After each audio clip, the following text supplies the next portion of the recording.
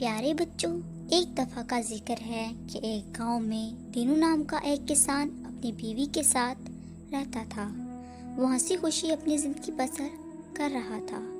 دینو کے پاس اللہ کا دیا ہوا سب کچھ تھا، کمی تھی تو بس اولاد کی۔ کچھ عرصے بعد دینو کو اللہ تعالیٰ نے ایک بیٹے سے نوازا جو کہ قد میں دوسرے بچوں سے بہت چھوٹا تھا۔ یہ دیکھ کر دینو بہت اداس ہوا اور اس نے اس بچے کا نام آنا رکھا۔ آنے کے کچھ عرصے بعد اللہ نے دینو کو دوبارہ اولاد سے نوازا اور دوسری بار جو بچہ ہوا وہ بھی قد میں بہت چھوٹا تھا، جسے دیکھ کر دینو بہت اداس ہوا اور اس کا نام تو آنا رکھا۔ کچھ عرصے بعد اللہ تعالیٰ نے دینو کو ایک اور بچے سے نوازا۔ وہ بھی دوسرے بچوں کی طرح قد میں بہت چھوٹا تھا۔ یہ دیکھ کر دینو بہت اداس ہوا اور زور زور سے رونے لگا۔ دینو نے اس بچے کا نام کھوٹا آنا رکھا، جس پر اس کے دوست نے اس کو بہت سمجھایا کہ دوست، اللہ کا شکر ادا کرو کہ اللہ تعالیٰ نے تمہیں اولاد سے نوازا ہے، اللہ کی ناشکری نہ کرو۔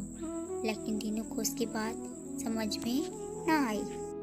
آنا، دو آنا اور کھوٹا آنا بے شک قد میں بہت چھوٹے تھے، لیکن تینوں میں بہت سی خصوصیات تھی۔ آنا ہر جانور کی آواز آسانی سے نکال لیتا، دو آنا تیر اندازی میں بہت ماہر تھا، اور کھوٹا آنا ہوا میں اڑ کر چھلانگ لگاتا اور اس کی ٹانگ جس کو بھی پڑتی اس کو دن میں تارے نظر آ جاتے۔ تینوں کی اس بار فصل بہت اچھی ہوئی۔ دینو اس فصل کو بازار میں بیچنے گیا۔ دینو کو اس فصل سے بہت منافع ہوا، اور جب دینو شام کو گھر لوٹا تو وہ سو گئے۔ اچانک کہیں سے ڈاکو آ گئے اور دینو سے کہنے لگے کہ تمہارے پاس جو بھی ہے نکال دو۔ دینو ڈر گیا اور کہنے لگا، میں غریب آدمی ہوں، مجھ پر یہ ظلم مت کرو۔ لیکن انہوں نے اس کی ایک نہ سنی۔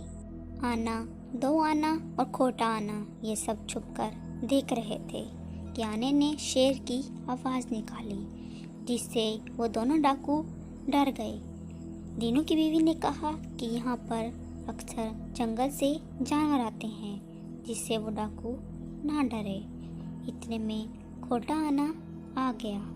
اس نے چھلانگ لگا کر ڈاکو کے منہ پر ٹانگ دے ماری، جس سے وہ دونوں ڈاکو وہاں سے بھاگ نکلے۔